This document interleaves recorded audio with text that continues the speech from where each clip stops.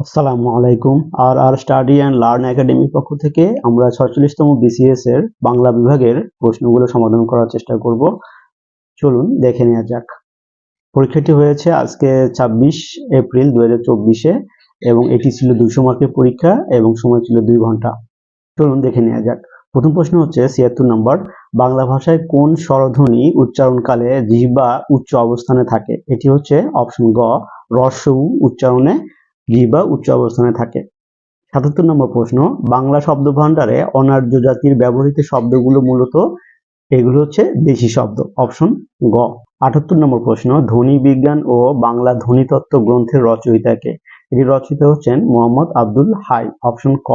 79 নম্বর প্রশ্ন, বাংলা বর্ণমালায় যৌগিক স্বর কয়টি? বাংলা বর্ণমালায় যৌগিক স্বর হচ্ছে 25টি এবং যৌগিক বর্ণ হচ্ছে 2টি। যেহেতু এখানে যৌগিক স্বরের 25টি অপশন নেই, সুতরাং 2টি এখানে সঠিক উত্তর হবে। অপশন খ। 80 নম্বর প্রশ্ন, যোগ-রূঢ় শব্দ কোনটি? যোগ-রূঢ় শব্দ হচ্ছে শাখা মৃগ। অপশন ঘ। উপসর্গ যুক্ত শব্দ কোনটি? এটি হচ্ছে বিদ্রোহী। অপশন খ। বিভক্তিযুক্ত শব্দ কোনটি? এটি হচ্ছে সরোবরে। অপশন ক। 83 নম্বর প্রশ্ন, কোনটি প্রত্যয় সাধিত শব্দ? এটি হচ্ছে ঐকিক। অপশন ঘ। শিরচ্ছেদ শব্দটির সঠিক সন্ধিবিচ্ছেদ হচ্ছে শির যোগ ছেদ। অপশন খ। 25 নম্বর প্রশ্ন, নীলকর কোন সমাসের উদাহরণ? নীলকর হচ্ছে উপপদ তৎপুরুষ সমাসের উদাহরণ।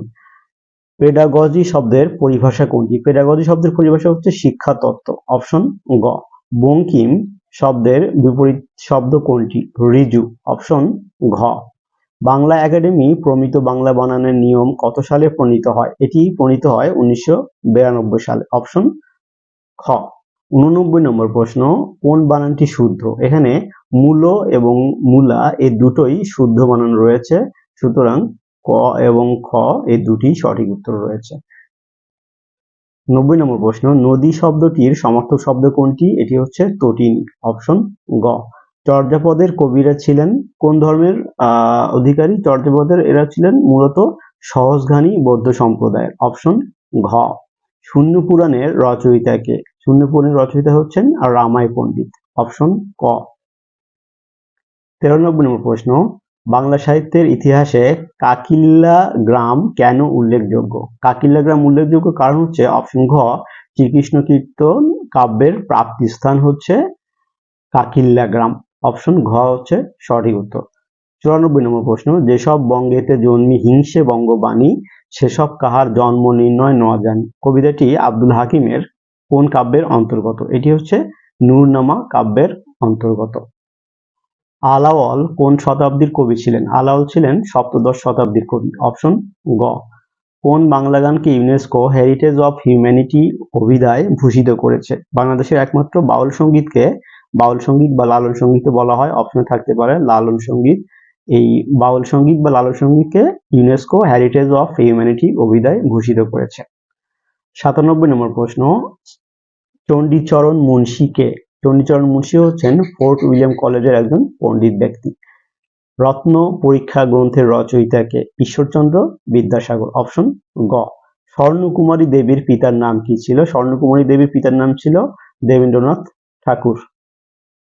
100 নম্বর প্রশ্ন, ভীষ্মদেব খোশনবিশ বঙ্কিমচন্দ্র চট্টোপাধ্যায়ের কোন গ্রন্থের চরিত্র? এটি হচ্ছে কমলাকান্ত গ্রন্থের চরিত্র।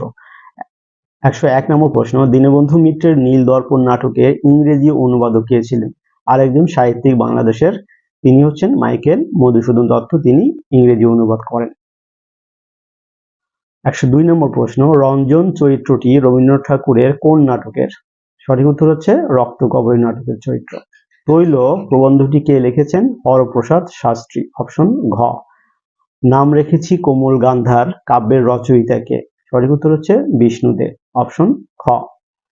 ওমন রমজানের ওই রোজা শেষে এলো খুশির ঈদ গানটির রচয়িতা কে? এটা আপনারা কমেন্ট করে জানাবেন। 106 নম্বর প্রশ্ন, শামসুর রহমানের রচিত উপন্যাস কোনটি?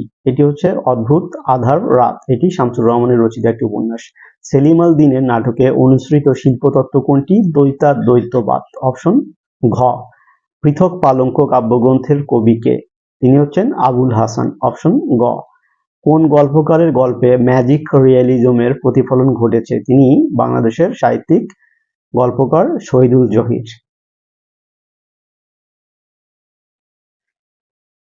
110 নম্বর প্রশ্ন, 21 মানে মাথা নত না করা এই অমর পংক্তির রচয়িতা কে? 21 মানে মাথা নত না করা এই অমর পংক্তির রচয়িতা হচ্ছেন আবুল ফজল। অপশন খ।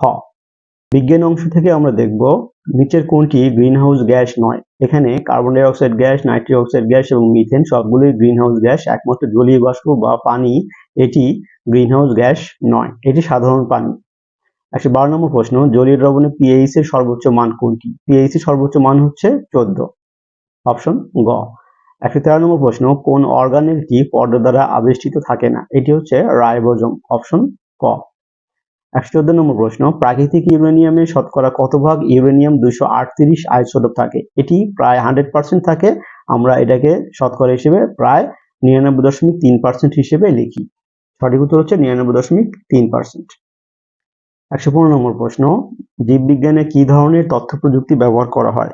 জীববিজ্ঞানে বায়ো ইনফরমেটিক্স তথ্য প্রযুক্তি ব্যবহার করা হয়। অপশন ক। গমের মোজাইক ভাইরাস কি হিসেবে ছড়ায়, কিভাবে ছড়ায়? এটি হচ্ছে মাইটের মাধ্যমে ছড়ায়। অপশন খ। অ্যান্টিবডি তৈরি করে নিচের কোনটি? অ্যান্টিবডি তৈরি করে লিম্ফোসাইট। অপশন গ। 118 নম্বর প্রশ্ন, অত্যাবশ্যকীয় অ্যামাইনো অ্যাসিড কোনটি? অত্যাবশ্যকীয় অ্যামাইনো অ্যাসিড হচ্ছে ভ্যালিন। অপশন ঘ। 119 নম্বর প্রশ্ন, প্রকৃতিতে মৌলিক বল কয়টি? সঠিক উত্তর হচ্ছে 4টি। অপশন গ। জেমস ওয়েব টেলিস্কোপে কোন ধরনের রেডিয়েশন ব্যবহার করা হয়? এটি ব্যবহার করা হয় ইনফ্রারেড। অপশন গ। 121 নম্বর প্রশ্ন হচ্ছে কোনটি আলোর প্রাথমিক রং হিসেবে বিবেচনা করা হয় না? এটি উত্তর হচ্ছে হলুদ রং। হলুদ রংকে আলোর প্রাথমিক রং হিসেবে বিবেচনা করা হয় না। 122 নম্বর প্রশ্ন, রক্ত জমাট বাঁধার জন্য প্রয়োজনীয় ভিটামিনটি হলো ভিটামিন কে। 123 নম্বর প্রশ্ন, ফোটন শক্তি ই এর সমীকরণটি হলো, ফোটন শক্তি ই এর সমীকরণ হচ্ছে এইচ নিউ ডিভাইডেড ল্যামডা। দ্বিপদ নামকরণের দ্বিতীয় নামটি নির্দেশ করে হচ্ছে প্রজাতি। অপশন ক। এবং 125 নম্বর প্রশ্ন বিজ্ঞান বিভাগের, সেটি হচ্ছে ধাতব কার্বনেটের সাথে অ্যাসিডের বিক্রিয়ায় উৎপন্ন হয় কি? ধাতব কার্বনেটের সাথে অ্যাসিডের বিক্রিয়া লবণ, পানি এবং কার্বন ডাই অক্সাইড, এখানে 3টি উৎপন্ন হয়। সুতরাং সঠিক উত্তর হচ্ছে সবগুলো।